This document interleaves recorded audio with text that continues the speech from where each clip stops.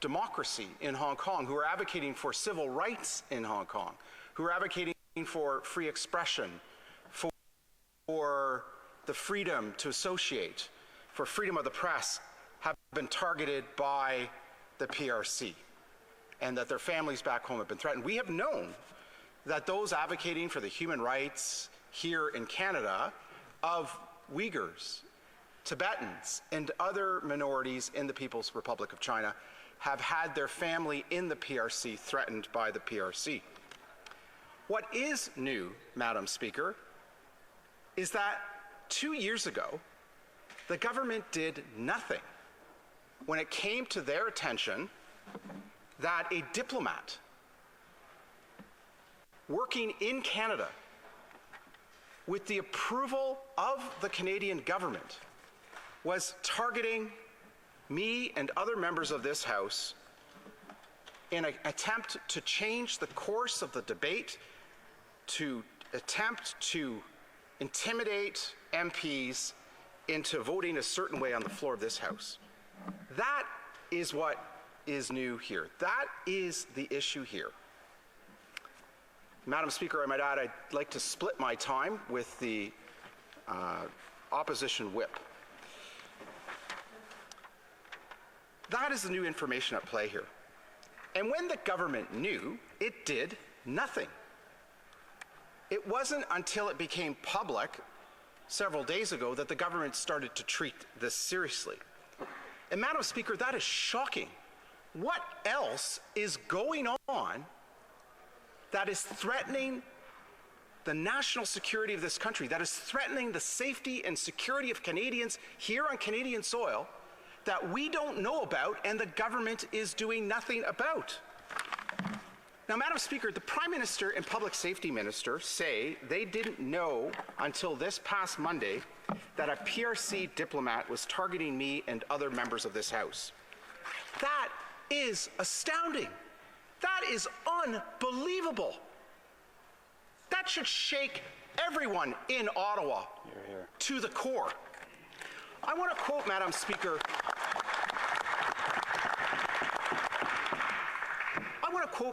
from Open and Accountable Government. The Prime Minister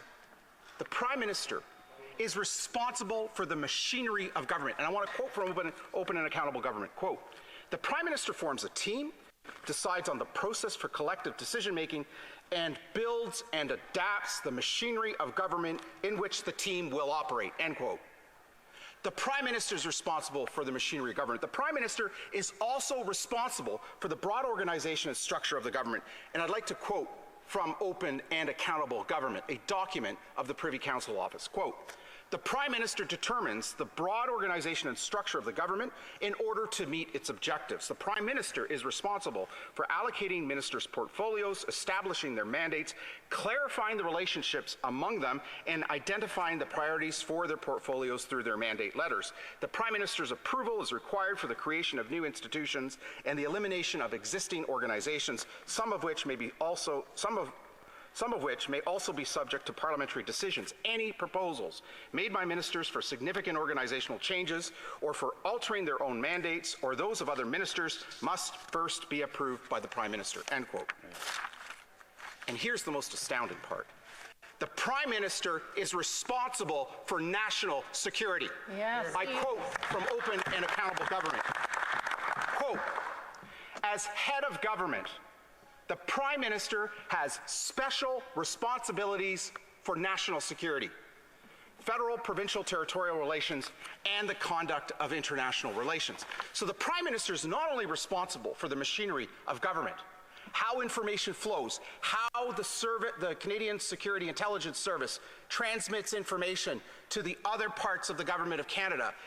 He's not only responsible for the machinery of government, he's not only responsible for the broad organizational structure of the government, the Prime Minister is responsible for national security. And for him to be the head of a government that he has set up in such a way that he doesn't even know what national security threats are being directed to members of this House and their families is a complete abdication of his responsibility.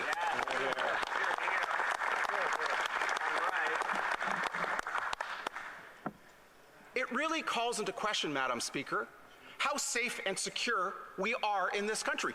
We know the Prime Minister privately told NATO officials that Canada was never going to meet its 2% commitment.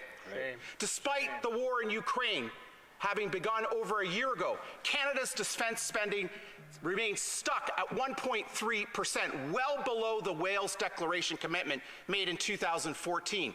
Despite the threats we have been facing in the form of foreign interference threat activities, nothing has been done. We've not seen a single diplomat expelled. We have not seen the introduction of a foreign agents registry.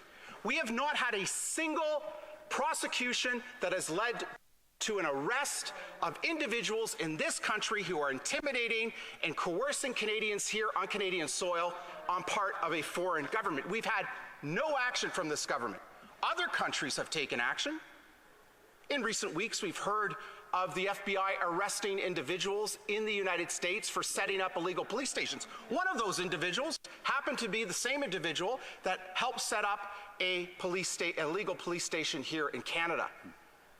We've had other Democratic allies expel diplomats for this coercive and clandestine behavior. In fact, Germany just expelled dozens of diplomats of the Russian Federation in order to protect their citizens, because these diplomats were engaged in subversive activities. Since the war began in Ukraine, over 400 Russian diplomats have been expelled by American and European governments.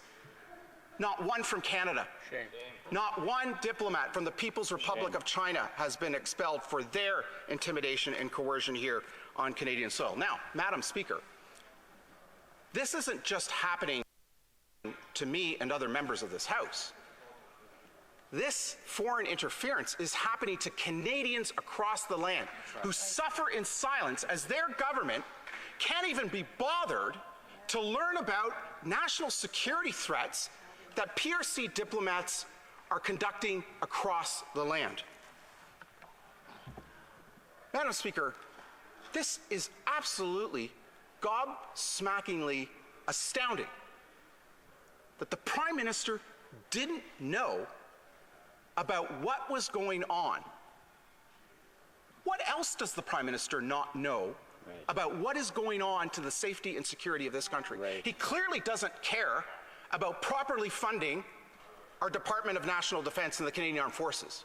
And now it's quite clear he clearly doesn't care about learning about serious national security threats to the members of this House and their families, and the threats that are being presented to Canadians across the land. Madam Speaker, I close by saying this. Canadians, thousands of Canadians across this land suffer in silence and have been suffering in silence for years because their families are being intimidated by authoritarian states back home, whether it is in the People's Republic of China or in the Islamic Republic of Iran or in other authoritarian states. They have been suffering in silence. And this government has not even had the interest to follow what is going on with these threat activities. The Prime Minister didn't know, the Public Safety Minister didn't know, because they didn't care to set up the machinery of government, the broad organizational structure, in order to ensure that they did know so that they could take action to protect Canadians. Here. Great. Questions and comments. The Honourable Parliamentary Secretary to the Government House Leader. Yes, thank you, Madam Speaker. As the government... Can we have some order, please?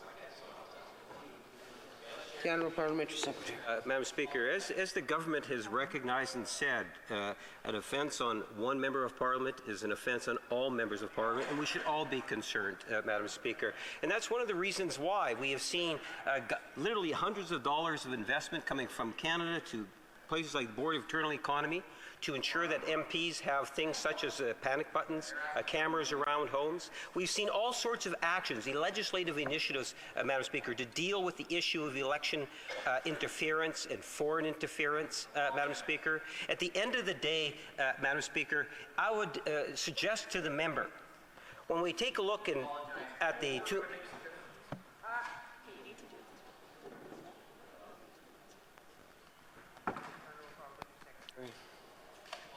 Madam Speaker. Can we let the honourable member ask his question without interruptions, please? Can we ask the honourable member to ask his can you let the honourable member ask his question? The Speaker made a ruling and we'll wait until the Speaker comes back to the House. The honourable member. Madam Speaker, to imply in any way that the Prime Minister did nothing when the Conservatives know firsthand that he found out earlier this week, I think is highly irresponsible. And the question that I pose to the member, if the member believes that all members are honourable members, would he not agree that the Prime Minister found out for the first time this week? Well, member for Wellington, Halton Hills.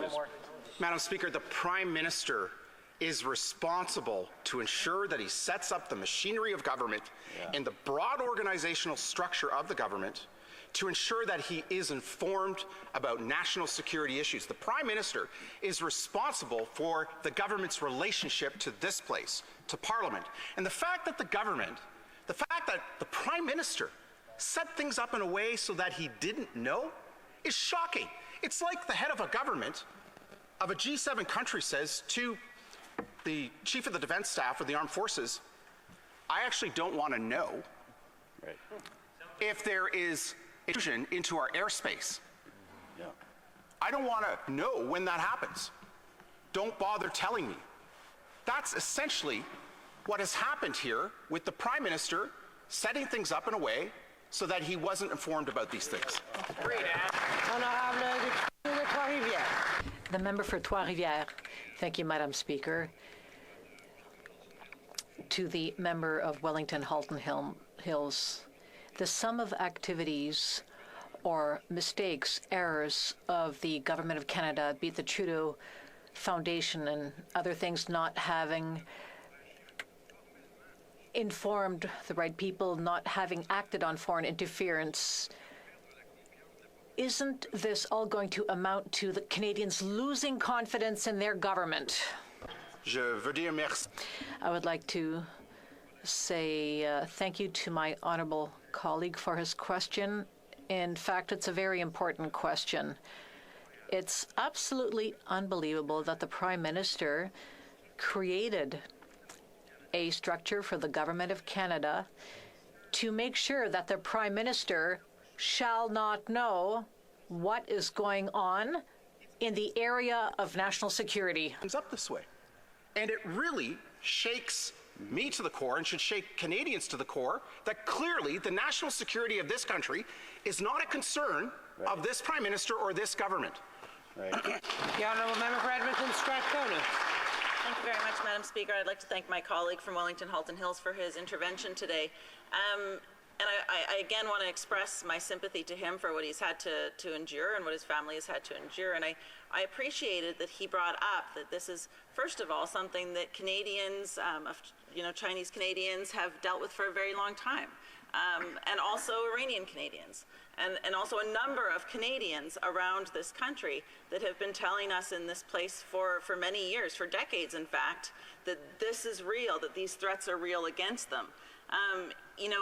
We've called for a public inquiry, we support the call for foreign registry, but I'm wondering, finding ourselves in this situation, clearly mistakes were made, clearly the government acted completely inappropriately, but I'd like to hear from the member for Wellington Halton Hills, what the most urgent thing we need to do right now is. What's the thing that we could do right now that would help to fix this problem? Member for Wellington Halton Hills. Well, I want to thank my honourable colleague for questions. It's an important one. I think the immediate things that need to happen is the government needs to immediately introduce a foreign agents registry so that we can debate it here in the House and get it adopted as quickly as possible. The government also needs to expel Mr. Wei Zhou, a diplomat located at the consulate on St. George Street in Toronto. Now that this information is public, the government, in my view, has no option but to expel this diplomat. Otherwise, we're putting up a massive billboard for the world to see, Madam Speaker, that we're open for foreign interference threat activities and that there will be little, if no consequences, other than a démarche to be chewed out by the Deputy Minister for these authoritarian states. So those are just two measures that should be immediately undertaken. Resuming debate, the honourable member for South Surrey White Rock.